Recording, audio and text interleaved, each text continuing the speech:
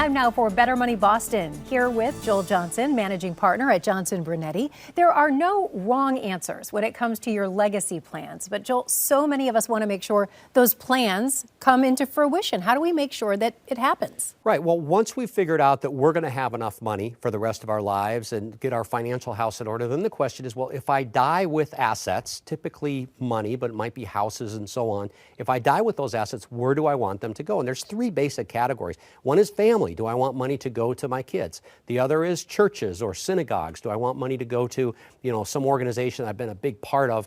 And then charities. What charities do I care about?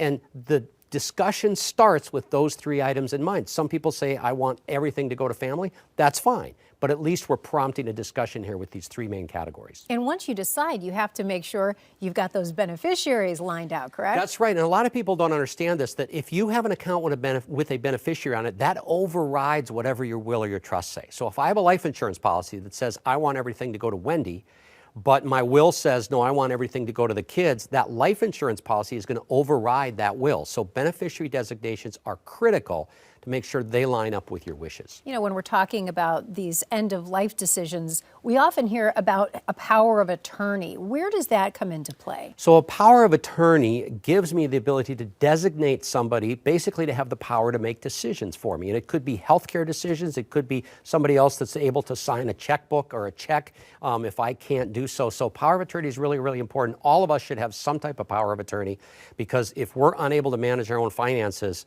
that money could get locked up until a probate judge decides how it should be handled. And then, of course, we have wills and trusts, things of that nature. Right, and these are other legal documents, right? So wills, trusts, and you can get real technical with this, but just think of it as if I have a trust, I could control money from the grave. If I don't like the way I think my kids are going to spend money, I can control it from the grave. I can make sure they have certain rules or guardrails around the way that money is spent. All right, you have a free book on this topic. Tell us about it. We do. We have an estate planning checklist, and we put this together with our staff to make sure that all the questions we get from clients when they come in and talk about estate planning with us are covered. So you can get this guide. Just go to our website and make sure you get a copy. It is free. Get it today, bettermoneyboston.com. That's bettermoneyboston.com.